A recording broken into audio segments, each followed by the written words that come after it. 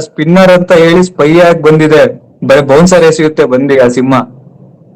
ಕಾಯ್ತಾ ಇದೆ ಅದು ಯಾರ್ ತಲೆ ಹೊಡಿಲಿ ಅಂತ ಬೌನ್ಸರ್ ಎಸೆಯಕ್ಕೆ.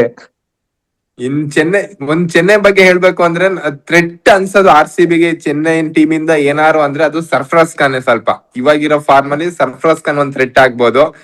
ಅದ್ ಬಿಟ್ರೆ ದೂಬೆಗೆ ಇಲ್ಲ, ನಮ್ ಚೆನ್ನೈದವರು ಕಾರ್ತಿಕ್ ಶರ್ಮಾ ಅಥವಾ ಉರುಲ್ ಪಟೇಲ್ ಚಾನ್ಸ್ ಕೊಡ್ಬೇಕು. ಉರುಲ್ ಪಟೇಲ್ ಉರ್ವಿಲ್ ಪ್ಲೇಯಿಂಗ್ ಪಟೇಲ್ ಲೆವೆನ್ ಬರ್ಬೇಕು.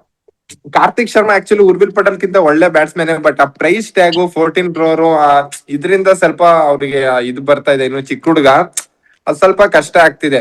ಉರ್ವಿಲ್ ಪಟೇಲ್ಗೆ ಯಾವ್ದು ಎಕ್ಸ್ಪೆಕ್ಟೇಷನ್ ಇರ್ಲಿಲ್ಲ ಸರಿ, ಜಸ್ಟ್ ಬಂದ್ರು ರಿಪ್ಲೇಸ್ಮೆಂಟ್ ಅವ್ರು ಆಟ ಆಡಿದ್ರು. ಬಟ್ ಇಲ್ಲಿ ಕಾರ್ತಿಕ್ ಶರ್ಮಾಗ್ ಹಂಗ ಆಗಲ್ಲ, ಸ್ವಲ್ಪ ಎಕ್ಸ್ಪೆಕ್ಟೇಷನ್ ಇದೆ. 14 crore ಫುಲ್ ಇದರಿಂದ ಬರ್ತಿದೆ, ಹಂಗಾಗಿ ಸ್ವಲ್ಪ ಜಾಸ್ತಿ ಪ್ರೈಸ್ ಆಯ್ತು. ಓವರ್ ಪ್ರೈಸ್ ಟ್ಯಾಗ್ ಇಂದ ಸ್ವಲ್ಪ ಫಾರ್ಮ್ ಕೊರತೆ ಬರ್ತಿದೆ ಅವರಿಗೆ. ಥ್ರೆಟ್ ಅನ್ಸದ್ ನಾಳೆ RCBಗೆ ಏನಾದ್ರು CSK ಇಂದ ಅಂದ್ರೆ ಅದು ಸರ್ಫರಾಜ್ ಖಾನ್ ಒಂದು. ಅದು ಬಿಟ್ರೆ ದುಬೆ. ಇಲ್ಲ ರೀ, 100 ದುಬೆ ಯಾವಾಗ್ಲೂ RCB ಪರನೇ ಬ್ಯಾಟಿಂಗ್ ಆಡ್ತಾರೆ.